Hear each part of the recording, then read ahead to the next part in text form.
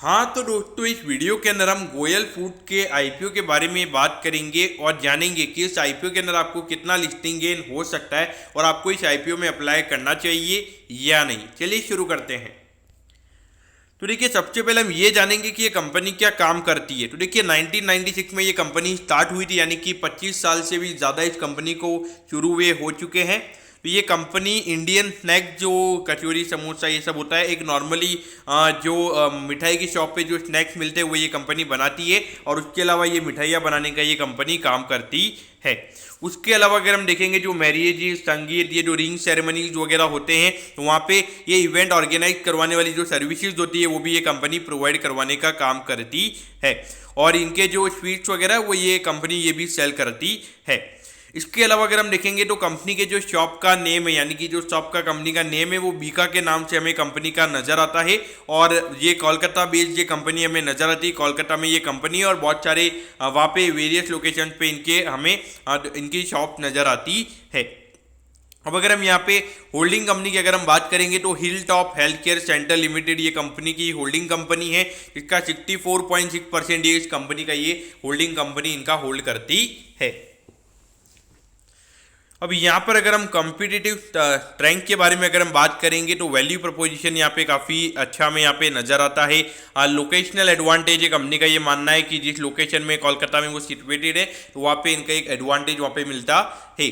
और इनका जो सेटअप कॉस्ट है वो काफ़ी कम रहता है। वहाँ पे इनको कुछ कैपिटल इन्वेस्टमेंट नहीं करने होते, वो एक अच्छी बात है।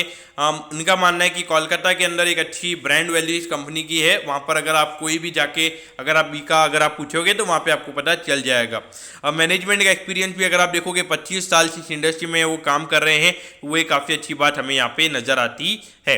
एम्प्लॉयर की अगर हम बात करेंगे तो प्रोग्रेसिव एम्प्लॉयर है, और सर्विसेज यहाँ पे जो इनके स्वीट्स वगैरह वो यहाँ पे काफ़ी क्वालिटी वाले ये कंपनी प्रोवाइड करवाती है। अब यहाँ पर ये कंपनी आईपीओ लेकर क्यों आ रही है, तो देखिए, वर्किंग कैपिटल की जो रिक्वायरमेंट है उसे फुलफिल यहाँ पे ये कंपनी करना चाहती है। यानी कि जो डेली लाइफ के रिलेटेड जो कैश की रिक्वायरमेंट होती है उसे फुलफिल करने के लिए यहाँ पे ये कंपनी आईपीओ लेकर आ रही है। तो अब अगर हम यहाँ पे कंपनी के प्रमोटर्स की अगर हम बात करेंगे तो जैसे कि मैंने आपको जो होल्डिंग कंपनी उसके बारे में तो बताया ही था, लेकिन उसके अलावा अगर हम देखेंगे तो मिस्टर दिनेश गोयल ये कंपनी के प्रमोटर्स हमें नजर आते हैं। तो डेफिनेटली अगर हम देखेंगे, का 2019 में 13 करोड़ का रेवेन्यू कंपनी का था, उसके बाद में ये नंबर 16 करोड़ का हो गया था। थोड़ी सी ग्रोथ देखने को मिली थी, लेकिन वहाँ पे 1.48 करोड़ से नेट प्रॉफिट का नंबर सीधा 63 लाख रुपीज़ पे आ गया था।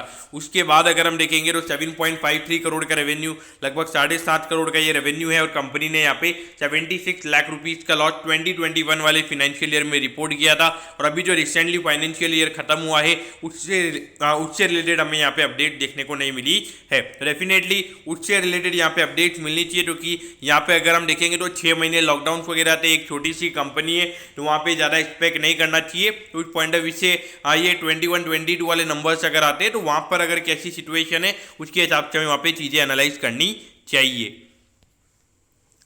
तो अब अगर हम यहाँ पे आईपीओ के डेट की अगर हम बात करेंगे तो आने वाली जो 15 तारीख है उस दिन ये आईपीओ ओपन होने वाला है, और 20 जून को ये आईपीओ क्लोज हो जाएगा।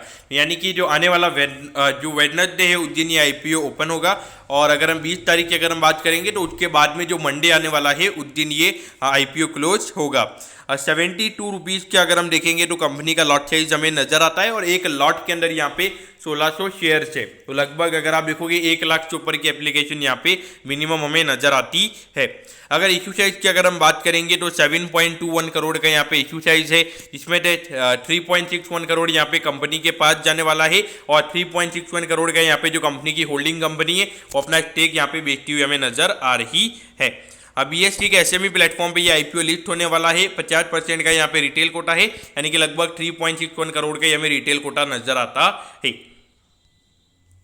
तो यहाँ पर 1 लॉट अप्लाई करने के लिए 1,15,200 रुपये आपको लगेंगे। तो रिटेल कैटेगरी के अंदर आप सिर्फ 1 लॉट के लिए अप्लाई कर सकते हो। अगर आपको 1 लॉट से ज़्यादा की एप्लीकेशन अगर आपको लगानी है तो आपको एचएनआई कोटा में एप्लीकेशन लगानी पड़ेगी। वहाँ पर आप जितने लॉट चाहे उतने लॉट लगा सकते हो।